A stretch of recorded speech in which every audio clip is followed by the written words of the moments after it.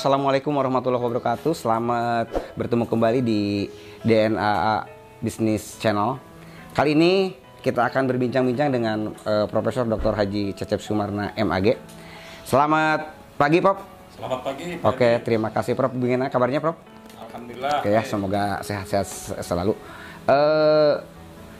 Kali ini kita akan berbincang-bincang tentang coronavirus 19. Ini sesuatu yang lagi viral, lagi hit, lagi menjadi topik pembicaraan dari mulai kalangan pejabat sampai kepada kalangan kaum melarat.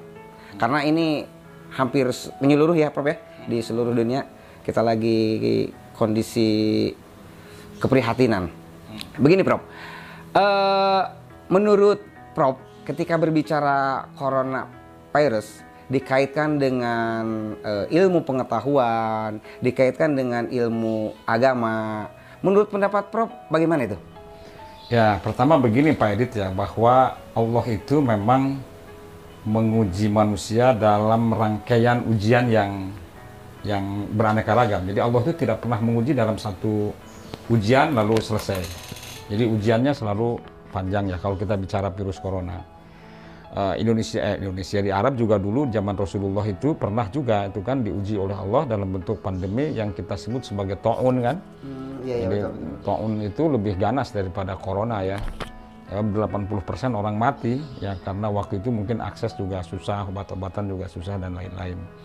Nah, di dunia hari ini kita juga diuji konon katanya karena waktu itu kita belum lahir ya, pada tahun 1917, 18, 19 juga. Bahkan ada yang menyebut sampai 1921 ya. Dunia juga pernah dilanda kayak begini namanya flu ya, yang hari ini kita sering menyebut dengan kata influenza. Ya. Itu pernah disebut dengan istilah virus Spanyol kan, yang mematikan jutaan penduduk manusia di muka bumi ya.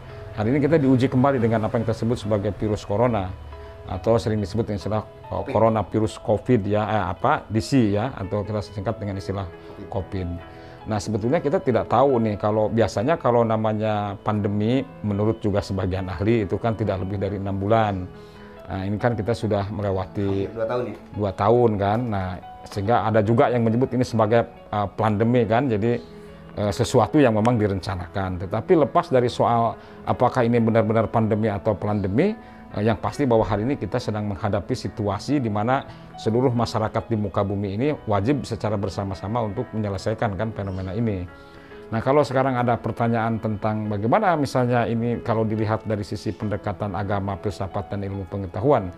Saya ingin lihat misalnya dari pendekatan agama ya, Allah itu dalam ayat Al-Quran pernah mengatakan juga kan bahwa Allah akan membuat perumpamaan kepada umat manusia itu dengan lalat gitu ya. Bahkan sesuatu yang lebih kecil daripada lalat itu dalam surat Al-Baqarah ada kalimat mungkin itu yang dimaksud kita hari ini ya. Itu ya. Nah, jadi sesuatu yang sangat kecil bahkan lebih kecil daripada lalat kan gitu ya. Nah, dan sikapnya bagaimana, sikap orang mukmin seperti apa dan sikap orang kafir seperti apa kan? Itu juga bisa kita baca lah dalam ayat Al-Qur'an surat itu. Tetapi yang kedua dalam pendekatan ilmu memang dari sisi pendekatan filsafat ya, filsafat ilmu, alam itu kan selalu mencari keseimbangan. Disebut dengan istilah equilibrium namanya. Jadi alam itu selalu menciptakan keseimbangan. Di episode kemarin kita kan sudah cerita, misalnya ada siang, ada malam, ada langit, ada bumi, ada perempuan, ada laki-laki, ada lautan, ada daratan gitu ya. Jadi itu untuk menciptakan keseimbangan dan itu sesuatu yang pasti dari Tuhan itu. Dan ketika Allah misalnya menurunkan sekarang yang kita sebut sebagai coronavirus itu dalam konteks filsafat itu bisa juga sebagai salah satu cara kita untuk menerjemahkan Tuhan sedang menciptakan keseimbangan barunya.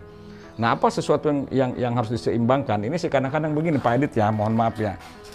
Sebelum misalnya, saya bukan berarti pro cadar ya, istri saya juga nggak dicadar kok. Tetapi sikap kita yang berlebihan terhadap orang lain itu juga akan menjadi ujian juga. Betul. Contoh begini ya. Orang itu dulu kan begitu marah ya, bukan begitu tidak simpati sama kalau ada perempuan yang pakai cadar gitu ya. Nah, sekarang kan disuruh dibikin pakai cadar semua ya, termasuk laki-laki gitu ya. Karena untuk menghindari virus ya. Jadi itu contoh kasus ya. Jadi Tuhan itu mungkin ya dalam satu hal itu bisa juga merupakan salah satu bentuk bahwa kita tidak boleh ekstrem melihat sesuatu gitu ya. Nah, kemudian juga pernah juga orang kan begitu bangga juga orang menyaksikan misalnya di Cina, di Wuhan itu begitu banyak orang berguguran mati kan. Iya, betul. Nah, dan itu menganggap sebagai kutukan bagi orang Cina kan gitu ya. Iya, betul, betul. Nah, tetapi tidak lama kemudian kan juga masuk ke Indonesia.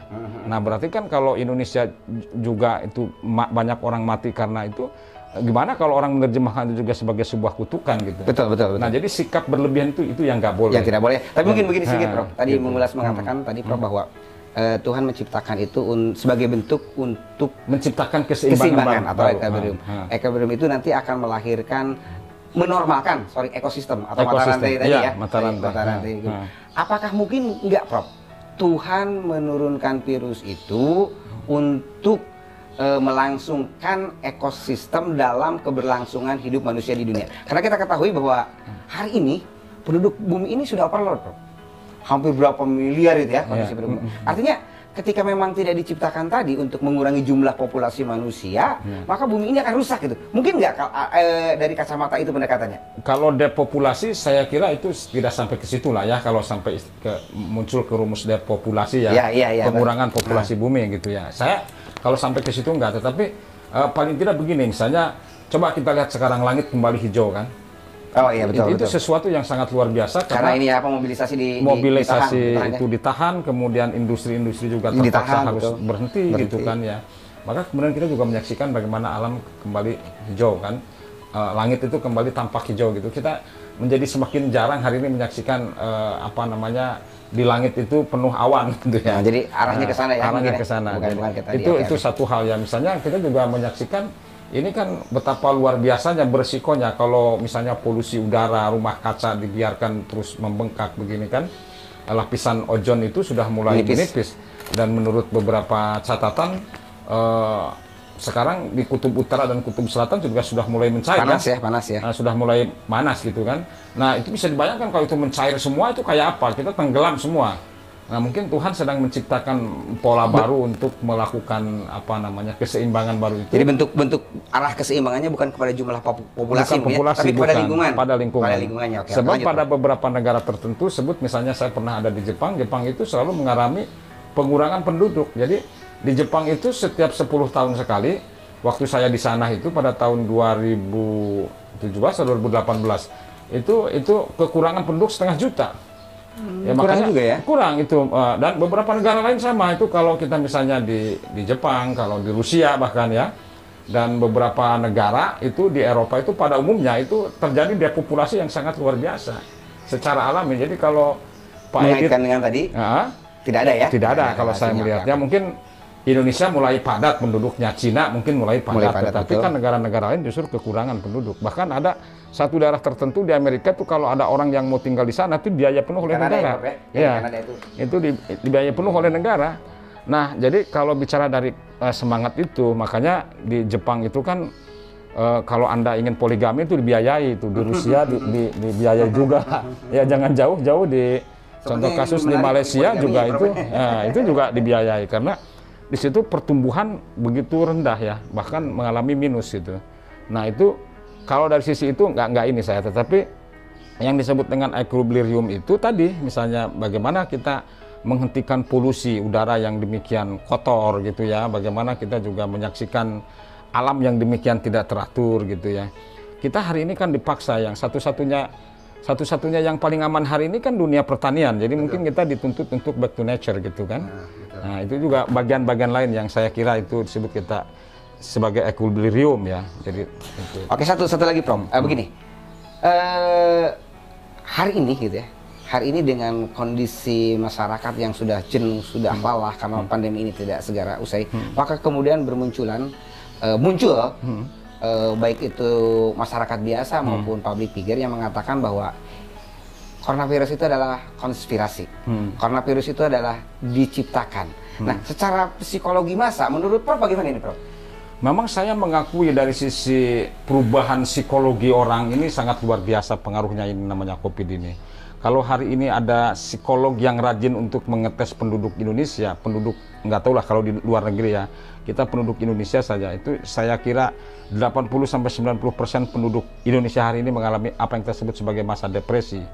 masa kecemasan yang sangat luar biasa, stres yang sangat tinggi yang melahirkan dalam banyak kasus depresi. Jadi ini memang luar biasa. Tetapi tadi, jadi kita juga kadang-kadang mungkin dalam konteks Indonesia ya, mohon maaf kadang-kadang beberapa hal saya kira kita perlu menuntut negara untuk bersikap arif menyampaikan informasi yang misalnya bagaimana agar informasi tentang COVID ini juga di media-media mainstream gitu ya, dan juga di dunia-dunia sosial, saya kira ini perlu dipantau. Karena apa? Karena membahayakan bagi keberlangsungan kehidupan manusia. Yang jangan sampai begini juga, nih ada cerita bahwa misalnya virus itu ditugaskan untuk membunuh 1 juta penduduk bumi, misalnya yang mati ternyata ada 100 juta. Lalu kenapa bisa sampai 100 juta?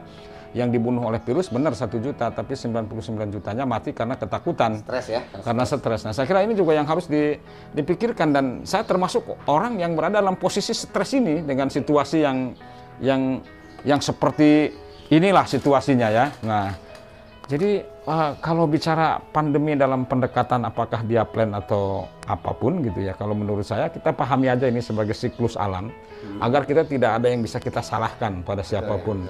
Kita tetap bersikap objektif, tetapi pelan-pelan kita juga harus mencoba untuk bukan melawan ya, karena kalau melawan itu nanti menang kalah ya. Tetapi kita harus mulai bersahabat terhadap banyak aspek, termasuk bersahabat terhadap virus corona ini. Dan umat manusia itu sudah lama bersahabat dengan virus, dengan influenza kita sudah lama karena bersahabat. Dari dulu juga sudah ada ya yang namanya ya, virus sudah itu. ada gitu ya. Nah, ini kita juga mungkin dituntut untuk banyak belajar bersahabat. Oke, satu hal Prof. Kira-kira masukan Prof, treatment apa yang kira-kira tepat dilakukan baik itu oleh pemerintah maupun masyarakat menghadapi kondisi pandemi sekarang ini? Ya, kalau saya sih begini, Allah itu kan menciptakan kita dengan blueprintnya. Betul ya. Di dalam blueprint kita itu kan ada penyakitnya, ada virusnya, ada antibodinya, ada macam-macamnya kan. Semua ada di dalam tubuh kita ini. Nah, karena semua ada dalam tubuh kita, maka obat apapun juga ada dalam tubuh kita. Menurut beberapa ahli, beberapa pakar, agar imun kita itu bagus, ya hukum alamnya nih, natural law-nya yang kita sebut dalam bahasa kemarin itu dengan takdirnya. Takdir Allahnya agar antibodi kita bagus itu, kita harus banyak olahraga, harus banyak istirahat, makanan bergizi, tidur yang cukup, begitu kan? Kemudian sekuat mungkin untuk bisa mendapatkan sinar matahari, agar vitamin D yang terdapat dalam tubuh kita bisa terurai dengan baik. Saya kira hanya itu yang bisa kita lakukan. Nah, selanjutnya biarin Allah yang menentukan. Gitu. Jadi keputusan akhirnya tetap berada di tangan Allah. Tangan Allah. Karena tidak identik orang sakit dengan mati atau orang mati karena sakit. Itu tidak dua hal yang identik. Ada tulisan yang menarik dari Kazuo Murakami. Dia usianya 65 tahun pada saat dia menyusun rahasia DNA kan.